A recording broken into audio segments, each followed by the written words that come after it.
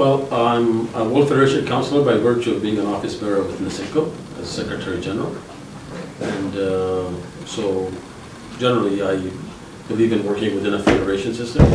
And WF has been doing a lot of exciting work, especially with international relief and also the madrasa curriculum that they're trying to implement worldwide.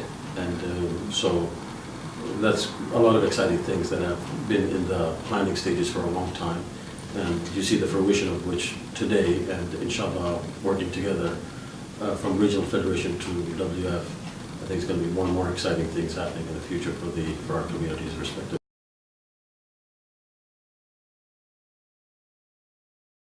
Basically, the main purpose of our existence is really to serve communities and with humanitarian aid, and I believe that NASIMCO and World Federation will play a very integral part in the future, more collaborative than they have done in the past, and trying to bring effective relief in humanitarian assistance throughout the world, and really make a brand of WF and NASIMCO throughout the world, inshallah.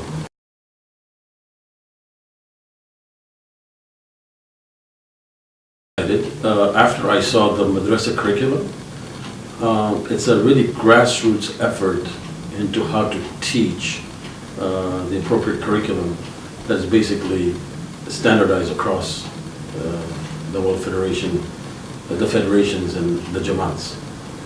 And it's really the one thing that unites us, and I think if we can get that right, and I think people will see the benefit of working in a hierarchical system where you have a centralized body basically, imparting decisions and collaboration. And I think if we can get that done right, I think we can achieve substantial amount of work going forward.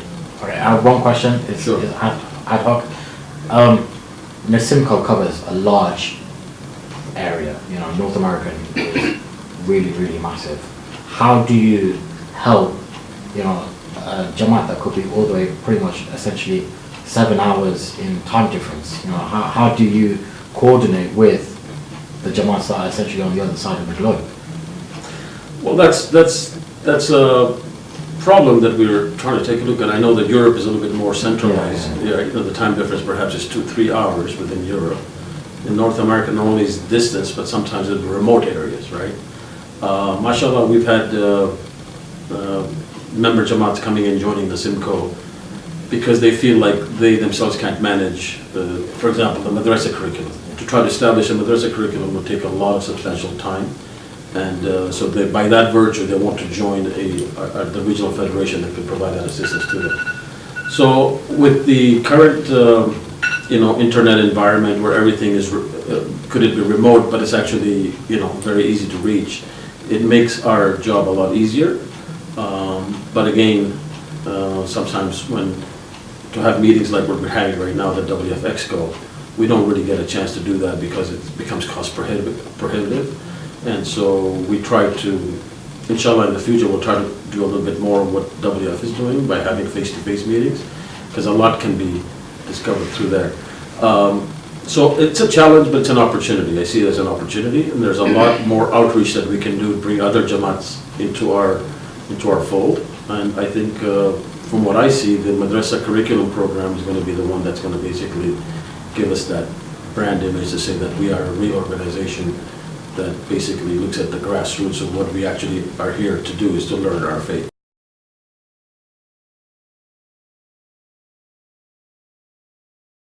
But they are somewhat remote and people don't know of them. We have member Jamaats in Seattle, Phoenix, Minnesota, Winnipeg came on board about 1.5 years ago, and they have a brand new mosque, as well as Edmonton, Montreal. So, I mean, there's 22 member Jamaats in the NASIMCO that are all over Canada and the US. I think there's half and half almost.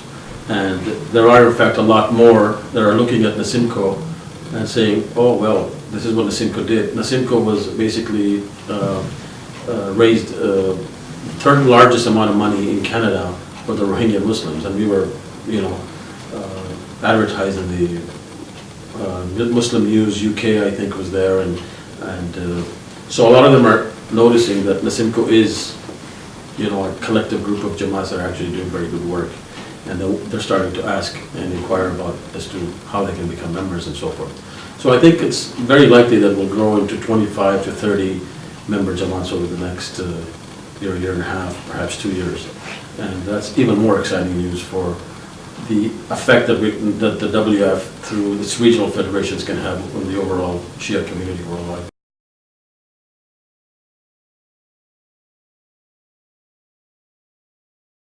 The thing that we're working with is trying to create a organization that's the WF8 organization that is partner with a joint venture with NASIMCO based in North America, so that there's less duplication of work and there's more efficient use of resources between WF8.